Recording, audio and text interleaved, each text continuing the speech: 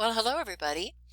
Today we're trying a new system in that I'm going to do a video for you and I want you to go to this assignment and I'm going to want you to put your screen, this screen at half. So first, let me show you how to get to this screen. All right, so here's our picture page and you have your name up here. Excuse me, I have everybody's name. All right, so I'm going to go to a student who I have a notebook for but is not in our class. All right, so you're probably thinking, whoops, let me do that one more time. Where I don't know for sure where you are. So we've just finished all the things in Unit 1. Now we're going to go to Unit 2. And there's only one thing in it so far, and here it is, 2-1. All right, so we're going to have, this is on scientific measurement, the whole unit. And so we use a variety of tools to measure, width. All right, so different tools have different units of measure. So our essential questions are, what are the following basic units of the metric system? M, lowercase m, capital L, lowercase g, degree, C, and K. And the second is, what are the symbols, values, and use of the following metric prefixes? Kilo, centi, milli, micro, and nano. All right, so I want you to make this a half page. All right, so go up to the top, all right, and click on up here at the top. I don't know what that's called. All right, I don't know what button it has. So it becomes one square, and then I am able, since I'm right-handed, I'm going to set it up so that it's on this page, this side. So what I want to have here is my screen. All right, so I want you to have Cisco WebEx over here. So let me go to Cisco WebEx just a sec, because I'm pretending that this is up. All right, and we'll start a pretend thing so you see what I'm talking about. All right, now I don't want this page to be enormous. So what I'm going to do is similarly make it as small as I can.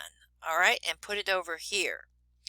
So now what I have is this screen, only you will see something on it, obviously. And then I have my Netflix screen. All right, let's go over here. All right, so I want you to put these screens side by side. So would you do that now, please? Remember how to do that, make something smaller of your OneNote, and then put this screen, the one that you're watching now, and that way when I write, then you'll see that on the left side, and then you'll have your paper on the right. Now, if you're left-handed, you would want to see me on the right, see me and what I'm doing on the right, and then you would like to have your OneNote on the left so you can write with your left hand. All right, so I'll give you a minute to set that up.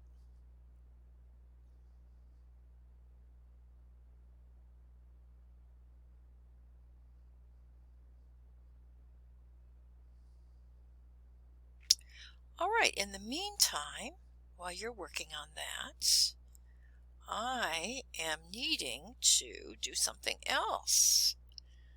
All right, so what I wanted to do was show you our class distribution on the test we took on Wednesday. So here's what it is, that over here on the y-axis we have the number of students who had the score, and then along the x-axis is the percentage of correct that each of these students got. All right, and so what I'm going to do is just take a screenshot of this, all right, and put it in OneNote. All right, got it. Now I'm going to go back to OneNote. All right, and I'm just going to add a page.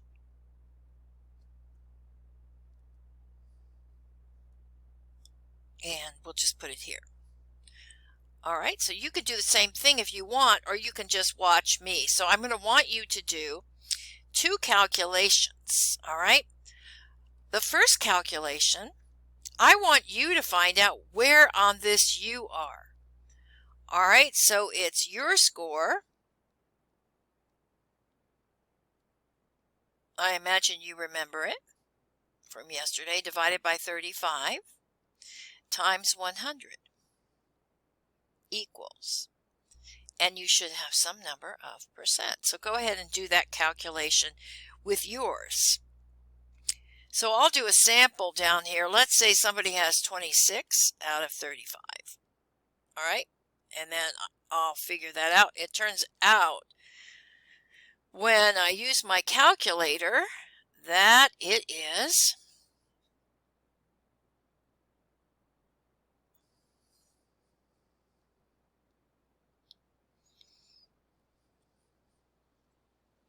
26 divided by, I don't have a mouse because I'm using a microphone and Ethernet. All right, and that equals 74.3%. All right. Now, I want to go up here and find me. Well, that appears to be 70, 72, so here's where 74 is. So this many people got 74. That looks like 2 maybe 3. I don't know what it doesn't tell us on the y-axis, does it? So this is the number of students with a score. So the higher it is, like it looks like the most common score, if this is 70, 68, it looks like the most common score was 66. But there was also a lot of 84. All right, and a lot of 76 and 78 right here. All right, now what I want you to do, now if we look down here, you'll see that there are a lot of people at the end. We didn't have any hundreds. Frequently there aren't. Okay, so 34 out of 35, we had several people get that score, 2 people. So what I want you to see is that there's room for a curve here. All right, since we didn't get this high, there is room for a curve. So what I decided to do was this.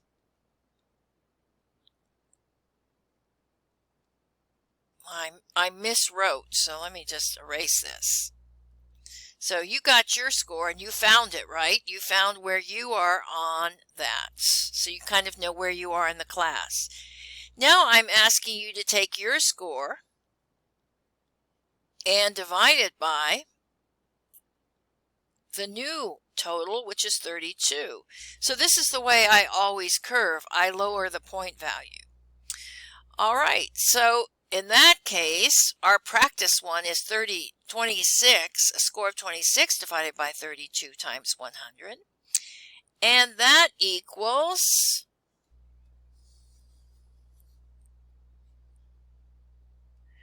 so 26, we're going to take the same score, but we're going to divide it by 32 instead and see.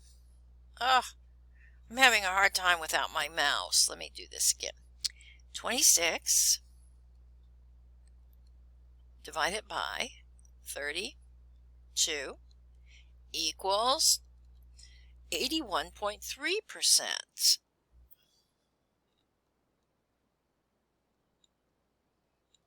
All right, so this was your percentage before, and this is your percentage in the portal. So the score is the same, 26 for our example, but in the portal it's a higher percent because I put this point value in for it. All right, so see, you got some advantage to that. Now the other thing is, you may take the test today if you missed it yesterday. But starting tomorrow, instead of being worth 1 point, each of them is going to be worth 0.9 points.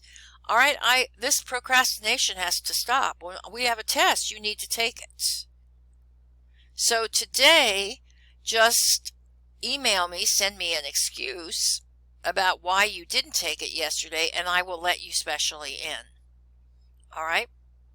But tomorrow, the point value goes down. Okay, so now let's go look at what this unit is about, and then we'll move on. Oh, I keep trying to use my mouse. This is so difficult. Just a second. All right. So this is what the unit is about.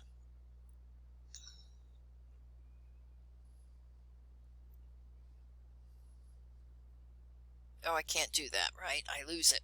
So we're going to have today the intro to the metro system, converting between English and metric units, converting between metric units themselves, and then we're going to skip one and then have metric measurements using equipment, graphing overview. You've done a lot of graphing, how to work with data, then graphing results of an experiment, etc. All right, then we'll have a review and a test. So this is a much shorter unit than the last one was. All right, let me get this over. All right.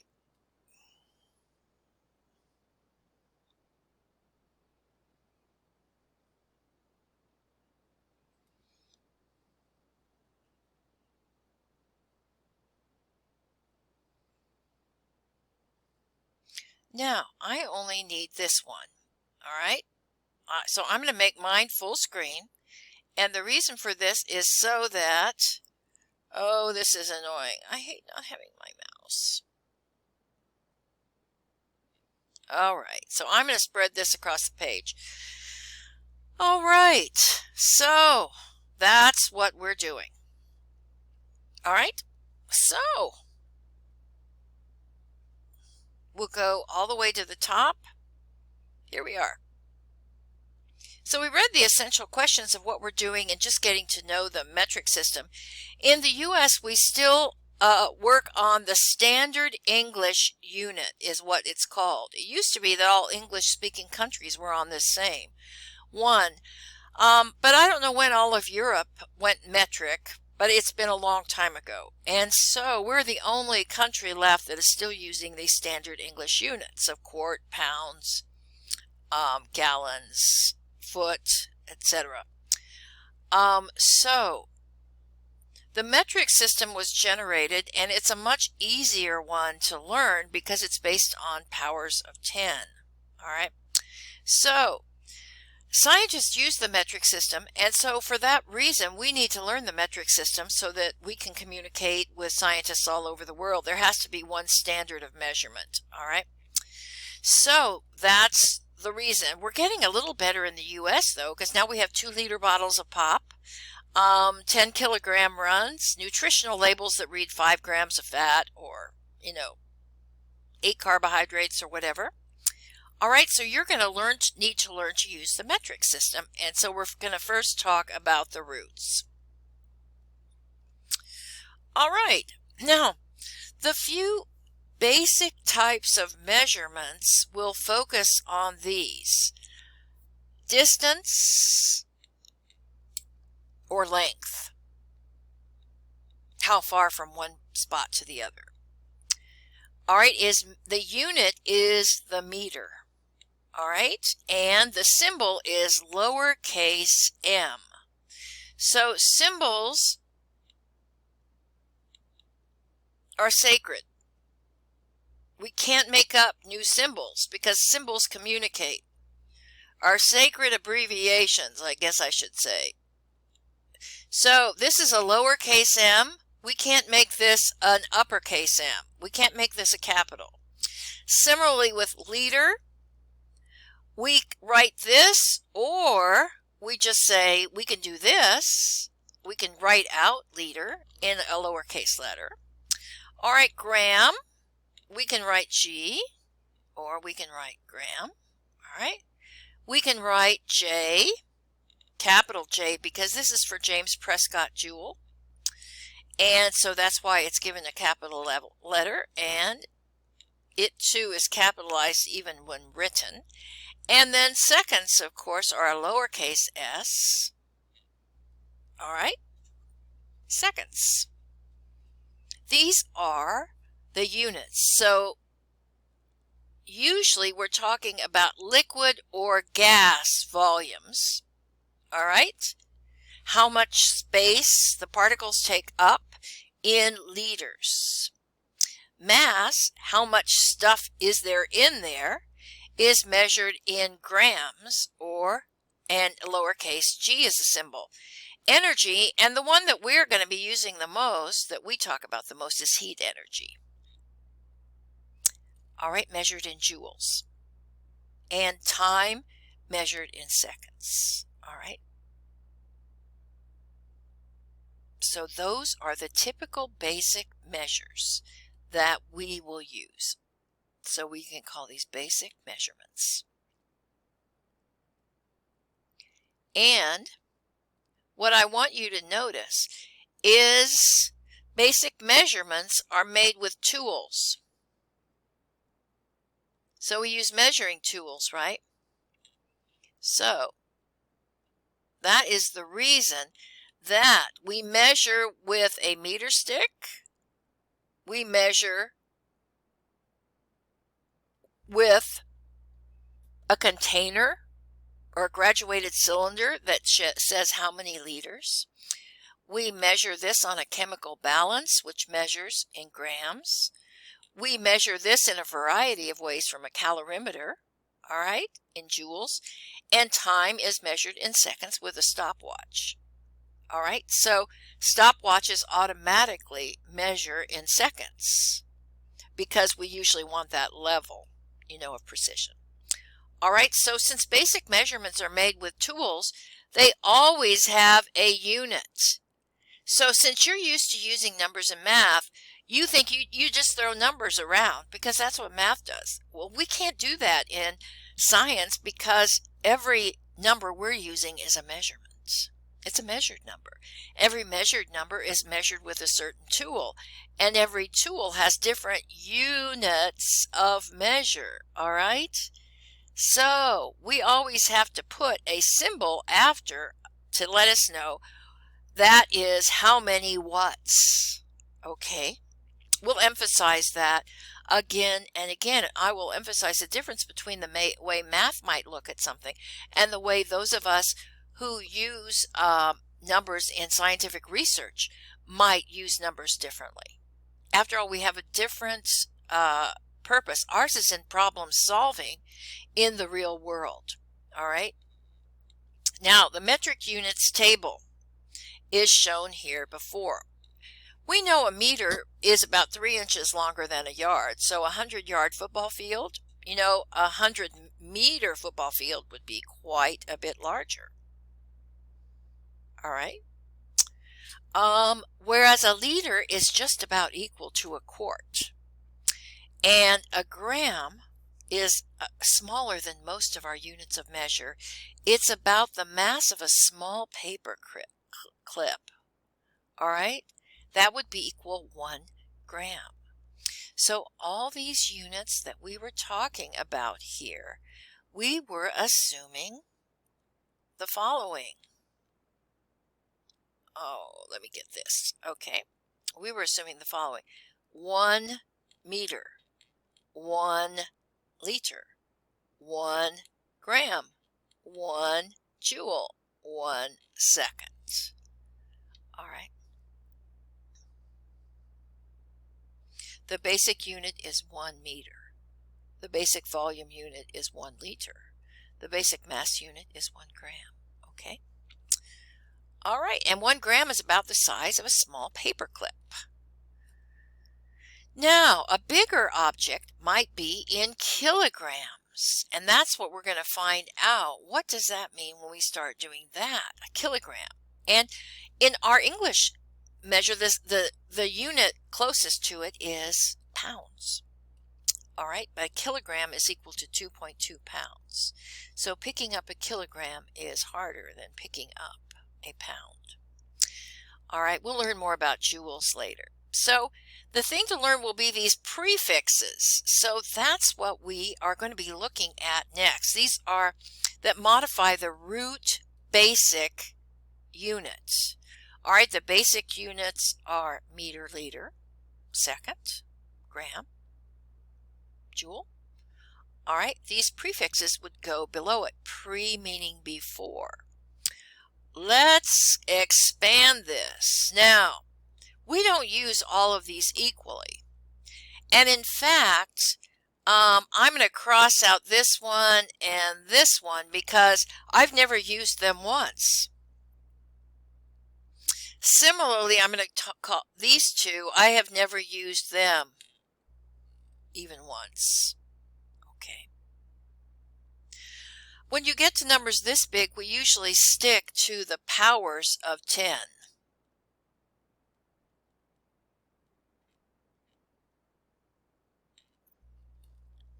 So this is how big something is. This is how much something has a mass of, like the universe. This is like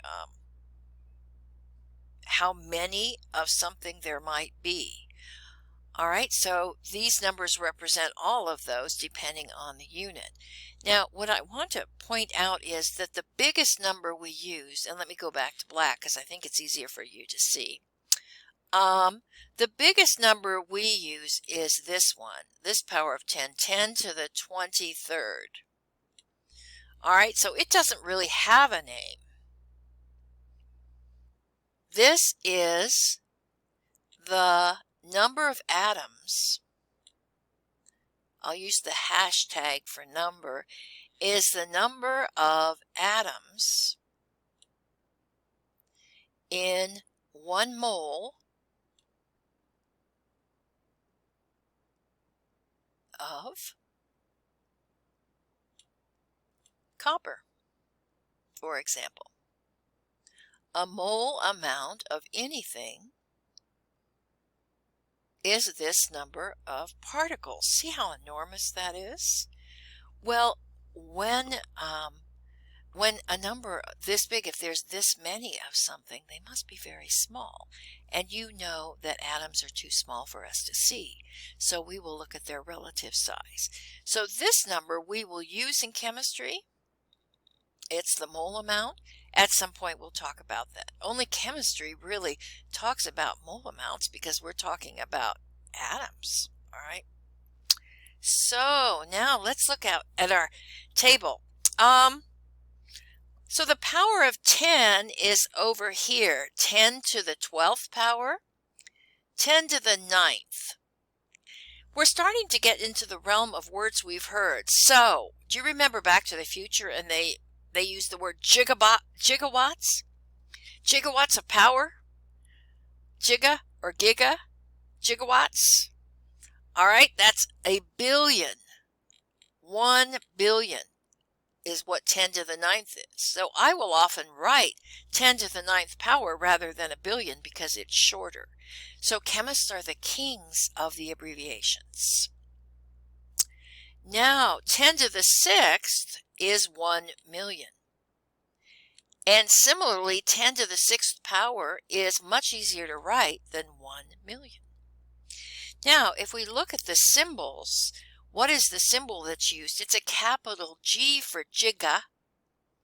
It's a capital M for mega. 10 to the 3rd is 1,000, right? That one, now we're starting to get in the realm of something we probably know about. Kilo. So sometimes this is expressed too with a capital K. All right, 10 squared is 100. And 10 to the 1st power is 10.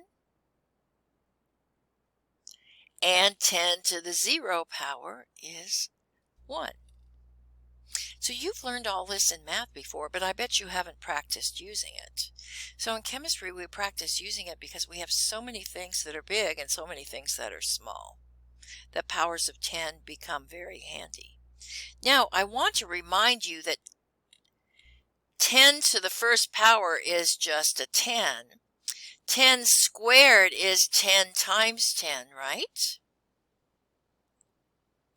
That's 100. 10 to the third power is 10 times 10 times 10, and that is 1,000. 10 times 10 times 10 times 10 times 10 times 10 times 10 is 1 million. Okay? And similarly, 10 multiplied by itself 9 times is what 10 to the ninth is. So that's what the exponent means. And these exponents are called superscripts because they're higher than the number. They're higher than the line they're written on. All right, so if we have this on the line, superscripts go above the line. Super meaning above, super meaning more powerful, right? Superman flies high in the sky. Superscripts are what exponents are. We use subscripts as well. I don't know which we use more of. Okay. Now, so these are all numbers greater than 1, aren't they? Greater than 1. And then we get to 10, not multiplied by itself at all, and that is just simply 1. All right? So the unit expressed by itself, so here we go, a meter is just 1 meter. Numbers bigger than 1 are easier for people to deal with. It's really hard to deal with numbers that are smaller than 1. All right, so here we go. Let's look at numbers smaller than 1, and we'll look at them the same way. These are much harder. These are much harder. Why? Well, we just deal with bigger things better than smaller things. That seems to be a human, the way, well, it has to do probably with the way our eyes function, what we can see, what we can pick up. So we're much better on bigger things than these smaller things.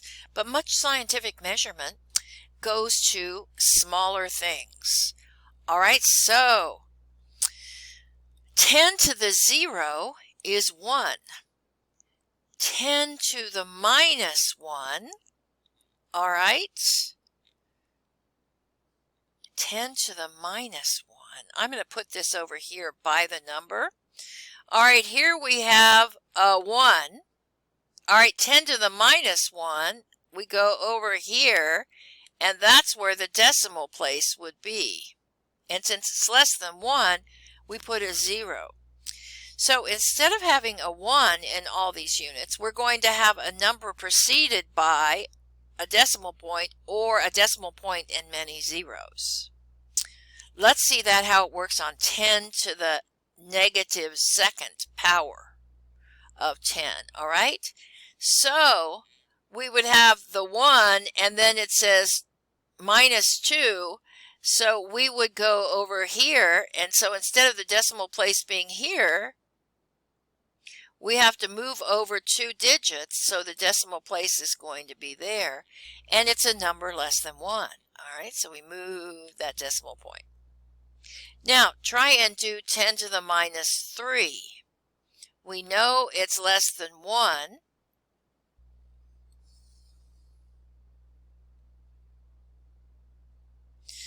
All right, so I'll show you another way to think.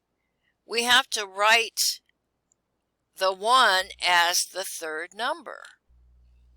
001 is the same thing as saying 1,000th. So this is like 1 over 1,000.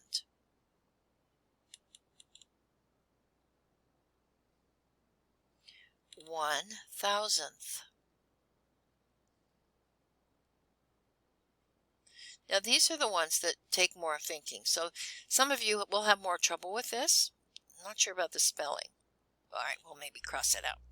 This one was 1 over 100. This one meant 1 over 10. So we think in terms both in fractions. In math, I've noticed that you often are putting things in fractional form like this: 1 over 10, 1 over 20, 2 over 3, 4 over 3. In chemistry, we always use decimal. So you won't see me write this kind of thing very often. You'll see me writing the decimal form of this. So scientists use the decimal form. All right, so go ahead and write what you think 10 to the minus sixth might be. 10 to the minus sixth. Well, we know it's less than 1. And the sixth number will be a 1. So 1, 2, 3, 4, 5, 6. That's what 10 to the minus 6 is. Nobody ever uses deci, so I'm going to cross that one out. But the unit, the prefix, all right, before the unit is what we're looking at in this column. So 10 to the minus sixth may be one you haven't heard before, micro. And its symbol is not an M, it is this. It's a Greek letter. It's a U with a tail on the front of it. We can type that too, and I'll show you how later. But we don't have that on our keyboard anywhere, do we? All right, now 10 to the minus 9, called nano. All right, this is starting to get so big, so I might put 1 over 10 to the 6th power is the same as writing 10 over a million. Here I might put 1 over 10 to the 9th would be the way of saying 1 millionth for 10 to the 6th. 1 millionth. And 1 over 10 to the 9th would be 1 billionth. So the negative exponent means less than 1. All right. Now, I think in terms of picometers to some degree, but I certainly don't. These are often things in physics with quarks. We're getting into sizes that are these, but in chemistry, since the atom is right around here, all right, we don't tend to go below that. All right, so you can see nano, micro, milli, centi, and here centi is C, milli is M, micro is this little micro sign, and nano is N. All right, now that you understand what this means, the prefix kilo in front of something, or kilo, represents the factor 10 to the 3rd, or 1,000. So 1 kilometer is 1,000 times 1 meter. All right? And that would be 1,000 meters, the basic unit. Okay? So, instead of writing 1,000 meters, people are more likely to write this. And what do we know that as? Yeah, kilometer. A kilometer. So 1,000 meters is more likely to be written as a kilometer than 1,000 meters. Now, these prefixes have a name. The ones greater than 1, you know, are that we are most familiar with are usually due to computer memory. My first computer, not my first Mac, had only 32 kilobytes. Then I got my first Mac and I thought I was in heaven, came out with 32 megabytes of memory. We couldn't even imagine how we would be able to take up that space. All right, I put this in the wrong order. Then, when I was at ASU, I bought a server that stored 500 gigabytes, and we thought, all right, so it looked like this, gigabytes. We couldn't believe it. Then thumb drives started coming out, those little bitty thumb drives with 8 giga or gigabytes. Good grief, you know. And now servers are in terabytes, or very well could be higher than that. Okay. So the big sizes we're mostly familiar with from computer storage. How many megabytes does it have? How many gigabytes does it have? So mega means 1,000,000, giga means 1,000,000,000. Kilo means 1,000. All right. So under 1, centi, milli, micro, and nano. So we could write 0.01 meter, but people don't tend to do that. People write 1 centimeter instead of 0.01. Once again, it's because we prefer numbers greater 1 or greater. 0.001 meter is a millimeter. And we tend to write it like this. 10 to the minus 6 meter is a micrometer, and there's that little symbol again. This micro symbol is just an M when we write it, since we don't have it on our keyboard. So then you change the font to symbol. So I'll show you how to do that. All right, we'll put this, I'll select this. Oh, I can't do that. That's right. I was having trouble earlier trying to make that happen. All right, so we'll practice that at a later date. Now, I want you to fill in this table and fill in the blanks. Now, energy, I've already filled out for you that the unit of energy or heat is joules, named after James Prescott Joule. Okay, capital J. And then 1,000th of a joule would be a millijoule. All right, so this is a millijoule. Millijoule. Now, 1,000 joules would be a kilojoule.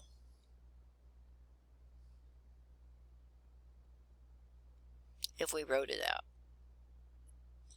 Now, this would most likely be capitalized. All right, fill in the rest of that table, please.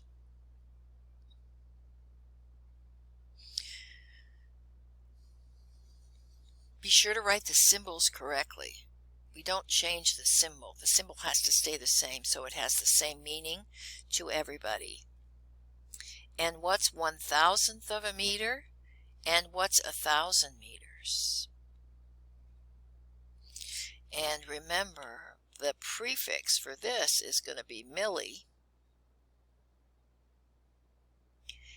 and the prefix for 1,000 is going to be kilo. And this is how we often use units, so we can have numbers bigger than 1. Tomorrow we're going to discuss how small is small, since chemistry deals. So we're going to look at really small sizes and talk about what they mean, so you start to have an understanding of that. All right, so we are done. Now I want you to notice I'm talking very slowly. And that is because I'm trying to explain this in a very calm manner. All right, finish that table. Talk to you later. Bye.